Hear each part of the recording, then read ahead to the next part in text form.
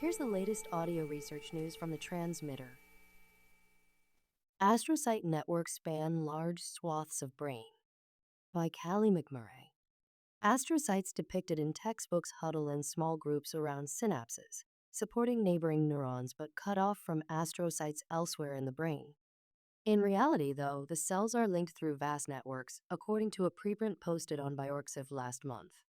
The field used to think about astrocyte networks as local and really small, says Kieran Murphy-Royal, associate professor of neuroscience at the University of Montreal, who was not involved with the study. This data is potentially showing that these are brain-wide networks, which means that astrocytes might be able to communicate with each other across long distances without the help of neurons, which is really amazing. The astrocyte networks are plastic, too.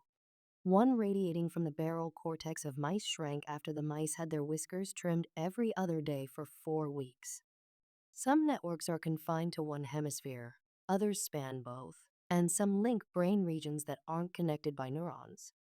It's like there are two connectomes layered on top of each other, a neuronal connectome, and then an additional astrocyte connectome, says Isabella Fari, assistant professor of biology at Texas A&M University, who was not involved in the work. Astrocyte networks were previously known to ferry cellular resources, acting like an energy grid to send glucose and lactate from low-activity areas to the synapses needing extra energy, Murphy-Royal says. In a mouse model of glaucoma, for example, astrocytes shuttle metabolites from the optic nerve of a healthy eye to the degenerating nerve tissue of an unhealthy one. A resource redistribution that improves visual acuity in the unhealthy eye but makes the healthy one vulnerable to neurodegeneration, according to a 2020 paper.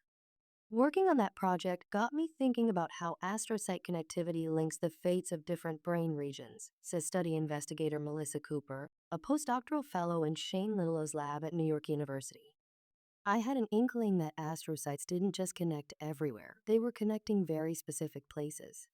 The dominant method for visualizing astrocyte networks, injecting dye into a slice of brain tissue and seeing how far it travels, limits the size of network you can observe, Murphy-Royal says. Slicing damages the cells and their connections, and even if the network is unscathed, the dye likely doesn't have enough time to traverse the entire network because the experiments typically take place in less than an hour. Instead, Cooper adapted a classic molecular biology technique called biotinylation that tags proteins with biotin, which is then stained with streptavidin. In her version, a viral vector fastens a biotinylating enzyme to the main protein in an astrocyte's gap junctions, through which it communicates with other astrocytes. The enzyme, in turn, attaches biotin to everything that passes through the gap junction. The path of biotin-tagged cargo through astrocytes can then reveal the network size. Cooper injected the viral vector in various brain regions of mice, the hypothalamus and the motor, barrel, and prefrontal cortices, and then fed the animals biotin-laced drinking water for a week before staining and clearing the brains for imaging. Usually, Cooper says, she leaves brains to clear overnight. But the first time she ran the protocol, I was so excited to image I just, waited 6 hours and got on the scope.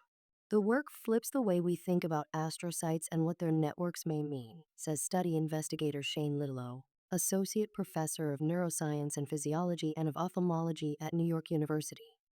Astrocytes play a direct role in neuronal modulation. A group of papers published earlier this year showed, and if that modulation can happen on a long-range scale, this is a whole nother level of complexity for neuronal control and computation that we just haven't thought about, Little says. The technique is really phenomenal, but additional control experiments would strengthen the findings, Murphy-Royal says, for example, determining if the network size changes based on how long the mice drink the biotin-laced water. It would be nice to see data demonstrating that the non-infected cells containing biotinylated molecules are truly negative for the virus, says Anna Orr, assistant professor of neuroscience at Weill Cornell Medicine, who was not involved in the research.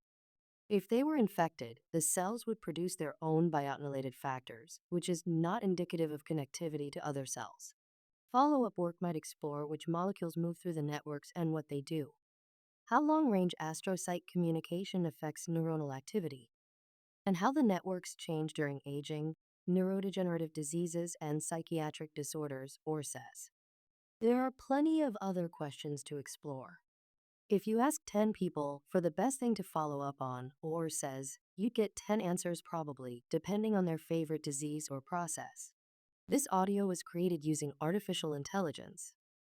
Stay up to date with the latest neuroscience news and perspectives at thetransmitter.org.